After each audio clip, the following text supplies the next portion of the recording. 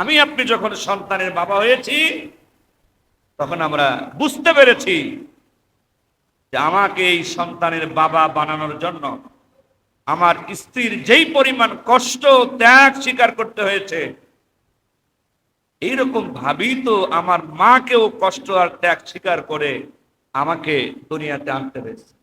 তখন বুঝে আসে মার কষ্টটা কেমন ছিল। মুসলমান ভাইরে আমার, সন্তান পেটে আসার সাথে সাথে সমস্যার শুরু হয়ে যায়।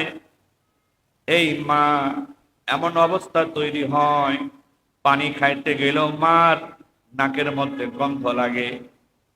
যে কোনো খাবার আর মা খাইতে পারে না, মাছ ভালো লাগে না, গোশত ভালো লাগে না।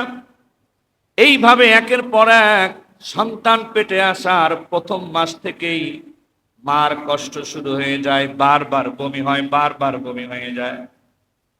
আধা প্লেট খাবার না খাইতেই বমির যন্ত্রণায় খাবার ফেলে রেখে মা উঠিয়ে গিয়ে বিছানায় শুয়ে পড়তে হয়। নিয়মিত ডাক্তার দেখাতে হয়, ওষুধ খাওয়াতে হয়। সন্তান ধীরে ধীরে যখন মার পেটের মধ্যে বড় হতে শুরু করে, জনমদুখী মার কষ্টের পরিমাণটাও বাড়তে থাকে, বাড়তে থাকে। এক সময় যখন সন্তান মার পেটের মধ্যে জীবন পেয়ে যায়, ৬-৭ মাস বয়স যখন হয়ে যায়, এই সন্তানটা মার পেটের মধ্যে হালকা নড়াচড়া করতে থাকে। যখন আরো বয়স হয়ে যায় ৮ মাস, সন্তানটা বড় হয়ে যায়, নড়াচড়ার পরিমাণটা বেড়ে যায়। জনমদুখী মা ওই সময় কোনো দিকে শুয়ে ঘুমিয়ে মা শান্তি পায় না। মা সোজা টান হয়ে শুয়ে থাকলে মনে করে একটু ডান কাত হলে ভালো লাগবে, আবার মনে করে বাম দিক হলে ভালো লাগবে, মনে করে বসে থাকলে ভালো লাগবে, মনে করে শুয়ে থাকলে ভালো লাগবে। কোনো একটা অবস্থায় ওই ৮ মাসের সন্তানওয়ালা মা ঠিক মতো ঘুমাইতে পর্যন্ত পারে না। নিজের চোখে নিজের স্ত্রীর ছটফটানি দেখেছি। আপনারাও যারা স্বামী আছেন দেখেছেন। ৮ মাস হয়ে যাওয়ার পর মার নিঃশ্বাস নিতেও কষ্ট শুরু হয়ে যায়। সন্তানটা উপরের দিকে উঠে আসে, মা খাইতেও পারে না, নিঃশ্বাসটা পর্যন্ত ঠিক মতো নিতে পারে না। রাত্রিবেলায় কিছুক্ষণ ঘুমানোর পরে নিঃশ্বাস আটকে যাওয়ার মতো অবস্থা হয়ে মা সঙ্গে সঙ্গে ঘুম থেকে উঠে বসে পড়ে। সবসময় হয়রান পেরেশান। এই সন্তান জন্ম দিতে গিয়ে বহু মা দুনিয়া থেকে বিদায় পর্যন্ত হয়ে গেছে। এই যে এত কষ্ট একটা মা স্বীকার করে, ঘুমানোর কষ্ট, খাওয়ার কষ্ট, পেটের মধ্যেকার যন্ত্রণা, সব কষ্ট মা স্বীকার করে। মা একটা ফলাফলের আশা করে, একটা পুরস্কারের আশা করে। সন্তানটা যখন জন্ম দেওয়ার সময় হয়ে যায়, প্রচন্ড ব্যথা যন্ত্রণা। আমার ছোট বয়সে আমি আমার খালার সন্তান জন্ম হওয়ার আগের সময় আমি তাকে দেখেছিলাম। আমি দেখলাম প্রচন্ড ব্যথা হচ্ছে। খালা একবার দাঁড়ায় যাচ্ছেন, আবার বসে পড়তেছেন, আবার হাঁটাহাঁটি করতেছেন, আবার শুয়ে পড়তেছেন। এতটা ছটফটানি। আমি ওই ছোট্ট মানুষ, ৭-৮ বছর বয়স, ওই দৃশ্যটা আমার এখনো মনে পড়ে। সন্তান জন্ম দেওয়ার আগ মুহূর্তে আমার খালা কেমন ছটফটানি করেছেন, এখন পর্যন্ত ওই দৃশ্যটা আমি ভুলতে পারি নাই। সন্তান যখন একেবারে কাছাকাছি চলে আসে, পানি ভাঙতে শুরু করে, রক্ত পড়তে শুরু করে, একের পর এক যারা এই সন্তান জন্ম দেওয়ার সময় মার পাশে থাকে, বারবার কাপড় দিয়ে দিয়ে রক্তগুলো পরিষ্কার করতে থাকে। মাকে বারবার শক্তি দেওয়ার কথা বলে, কিন্তু মা কি শক্তি দিবে? মা তো ঠিক মতো খাইতে পারে নাই, ঠিক মতো ঘুমাতে পারে নাই। সন্তান জন্ম দেওয়ার সময় মা যে একটু শক্তি দিবে সন্তানটা বের করে দেওয়ার জন্য, এই শক্তিটাও মার দেহের মধ্যে তখন কাজ করে না। এমন হয় সন্তান অর্ধেক বের হয়ে গেছে, বাকি অর্ধেক আসতেছে না। বাচ্চাটারও কষ্ট হয়, মাটারও কষ্ট হয়। এইভাবে একের পর এক সীমাহীন যন্ত্রণা কষ্ট সহ্য করে একেবারে মৃত্যুর মুখে দাঁড়িয়ে মা সন্তানটা যখন দুনিয়াতে আনে, আনার পরেই যখন বাচ্চার কান্নার আওয়াজ মার কানে চলে আসে, জনম দুঃখী মা তার 10টা মাসের জ্বালা যন্ত্রণা ব্যথা বেদনা কষ্ট সব কিছু ভুলে গিয়ে জনম দুঃখী মা আশেপাশের লোকদেরকে ডেকে বলে, কে কোথায় আছো রে? আমার কলিজার টুকরা, আমার বুকের ধরটারে আমার বুকের উপরে একটু সহায় দে। দুনিয়ার এই জীবনটাকে কাজের জীবন বলা হয়েছে, কর্মের জীবন। যেমন আমরা যারা চাকরিজীবী আছি, আমরা চাকরি করি 1টা মাস, কষ্ট স্বীকার করি, ত্যাগ স্বীকার করি, কর্ম করি, 1টা মাস অপেক্ষায় থাকি। আমার এই শ্রমের বিনিময়ে, আমার এই কষ্টের বিনিময়ে, কাজের বিনিময়ে 1 মাস পরে গিয়ে আমি একটা স্যালারি পাই, বেতন পাই, সম্মানী পাই।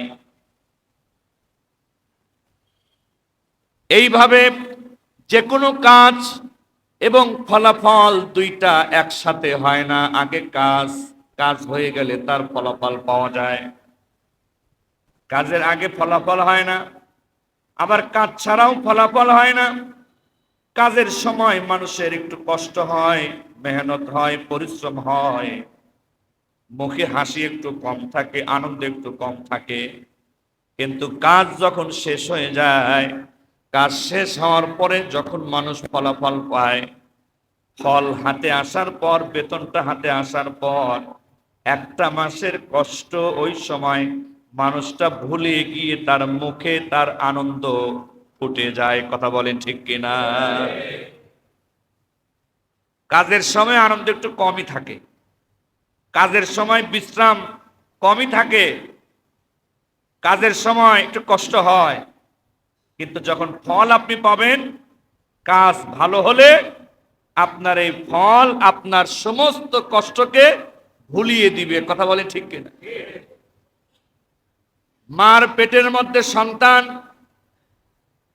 যখন ওই মার পেটের মধ্যে কোনো সন্তান যখনই প্রথমে চলে আসে, বাবার মাধ্যমে যখন চলে আসলো, স্বামীর মাধ্যমে যখন স্ত্রীর গর্ভে সন্তানের প্রথম আসা শুরু হলো, এই আসার পর থেকেই আমি আপনি দেখতে পাই, যাদের স্ত্রী ঘরে আছে, আমি আপনি জানি, স্ত্রী ঘরে আসার পর স্ত্রী যখন সন্তানের মা হয়, ওই সময় বোঝা যায় আমার আপনার জন্য আমার আপনার মা কি পরিমাণ কষ্ট করেছেন। কথা বলেন ঠিক কিনা?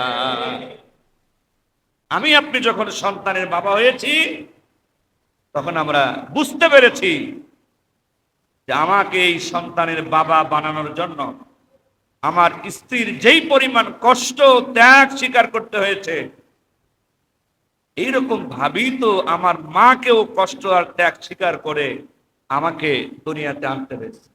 তখন বুঝে আসে মার কষ্টটা কেমন ছিল। মুসলমান ভাইরে আমার,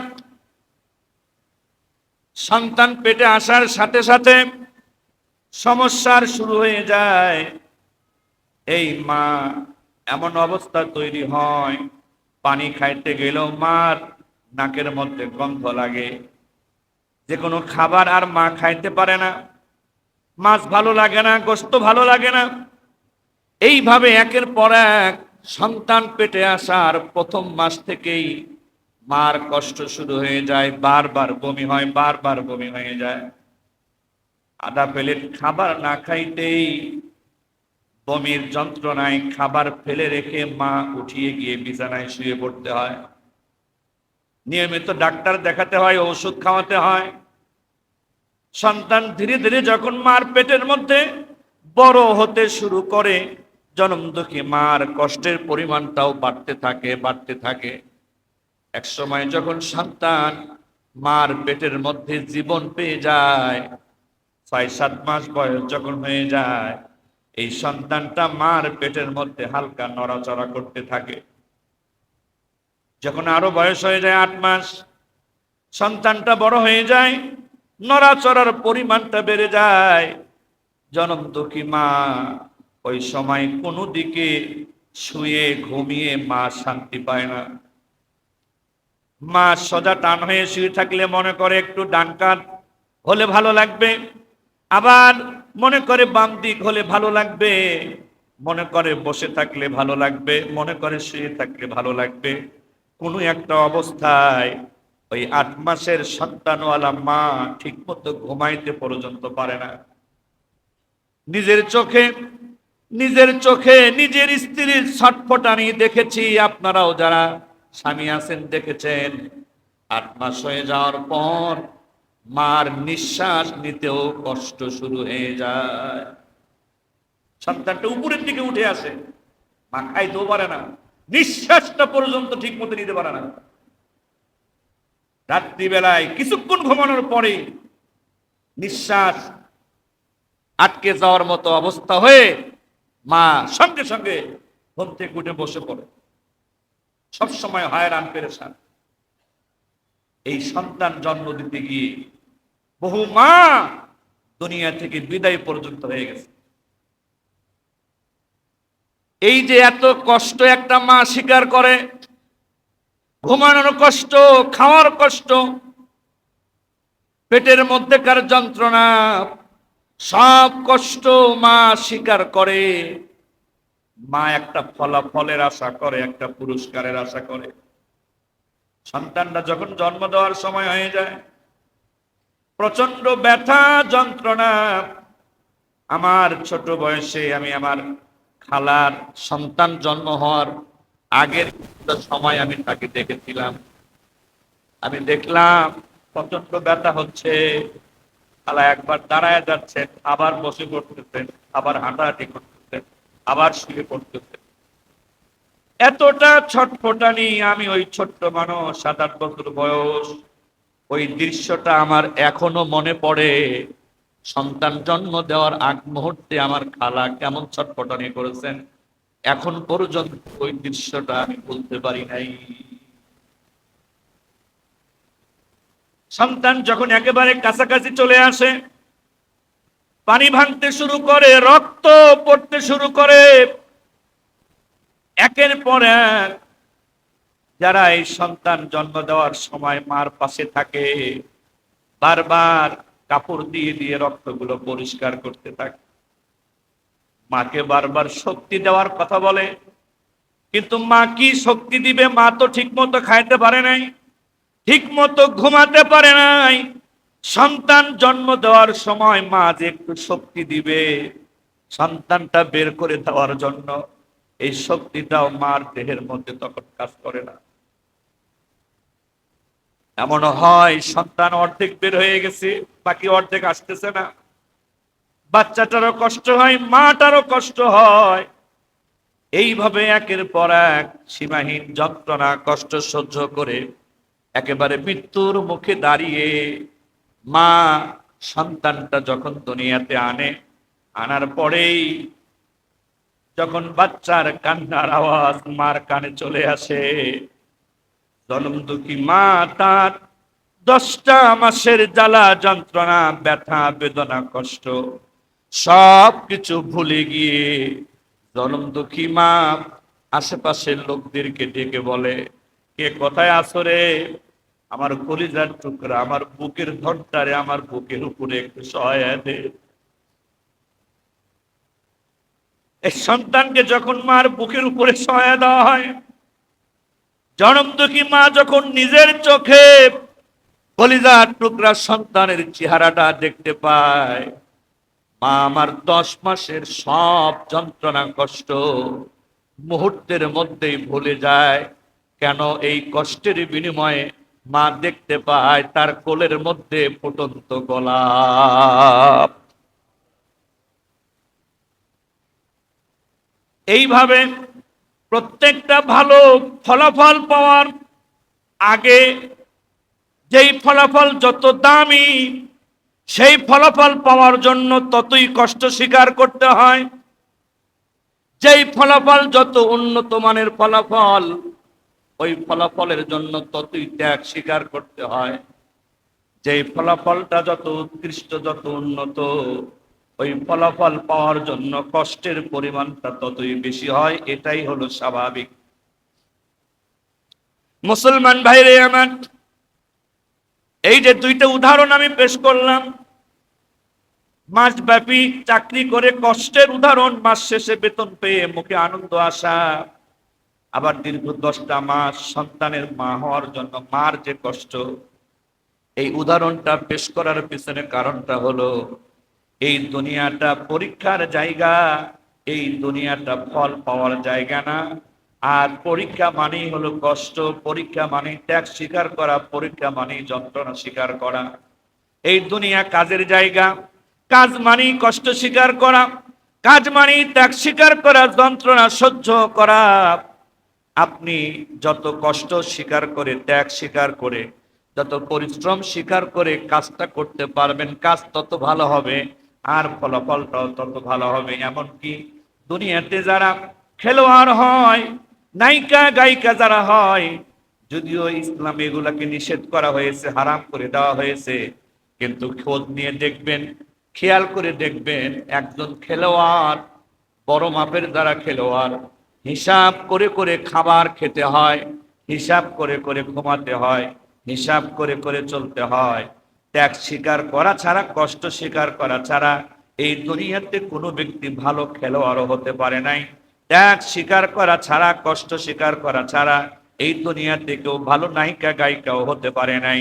কষ্ট স্বীকার করা ছাড়া এই দুনিয়াতে ভালো কাজ বলেন, মন্দ কাজ বলেন, ত্যাগ আর কষ্ট স্বীকার করা ছাড়া কোনো লাইনেই কেউ ভালো ফল অর্জন করতে পারে নাই। আমরা ভালো করেই জানি, ফুটবল খেলতে গিয়েও অনেক মানুষ এত মারাত্মকভাবে আহত হয়, হাত ভেঙে যায়, পা ভেঙে যায়। এমনকি ফুটবল মাঠে বহু নামি দামি খেলোয়াড়রা পর্যন্ত হার্ট অ্যাটাক করে মারা পর্যন্ত গিয়েছে, অনেক ঘটনা আছে। ক্রিকেট খেলতে গিয়েও মাথা ফেটে গেছে, নাক ফেটে গেছে, হাত পা ভেঙে গেছে, পায়ের রক ছিঁড়ে গিয়েছে, এমনকি এমন ভাবে আহত হয়েছে মাঠের মধ্যেই জ্ঞান হারিয়েছে। এমনও কিছু ক্রিকেটারের কথা জীবনী পাবেন, মাঠের মধ্যেই তারা আহত হয়ে জীবনটা হারিয়ে দিয়েছে। ওই আজ পর্যন্ত তো আমরা মিছিল করলাম না, মিটিং করলাম না, ফুটবল খেলতে গিয়ে যেহেতু মানুষ আহত হয়, মারা যায়, সুতরাং এই ফুটবল খেলা চিরদিনের জন্য বন্ধ করে দেওয়া হোক, এরকম কোনো মিছিল মিটিং তো আমি আপনি করি না। ক্রিকেট খেলতে গিয়ে মানুষ মারা যায়, আহত হয়, জীবন চলে যায়, আজ পর্যন্ত তো আমরা মিছিল মিটিং করি নাই না এই খেলায় যেহেতু আহত হয়, জীবন চলে যায়, খেলাটা বন্ধ করে দেওয়া হোক। এমনকি যারা নাটক সিনেমার অভিনয় করে, এই অভিনয় করতে গিয়ে, মারামারির অ্যাক্টিং করতে গিয়েও আহত হয়ে অভিনেতা মারা গিয়েছে, এমন ঘটনাও কিন্তু ঘটেছে। কিন্তু আজ পর্যন্ত আমরা মিছিল মিটিং করি নাই।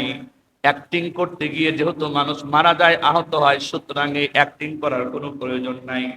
এমনও ঘটনা ঘটেছে, নাচের মঞ্চে স্টেজে নাচতে নাচতে ওই মুহূর্তে হার্ট অ্যাটাক করে মারা গিয়েছে কম বয়সী নায়িকা গায়িকা, এটাও অনেক সময় ঘটেছে। কিন্তু এখনো আমরা এই মিছিল মিটিং করি নাই, নাচতে নাচতে ধুম ধারাক্কা, অনেকে তো আহত হয় আবার মারা যায়, সুতরাং এটা বন্ধ করে দেওয়া হোক।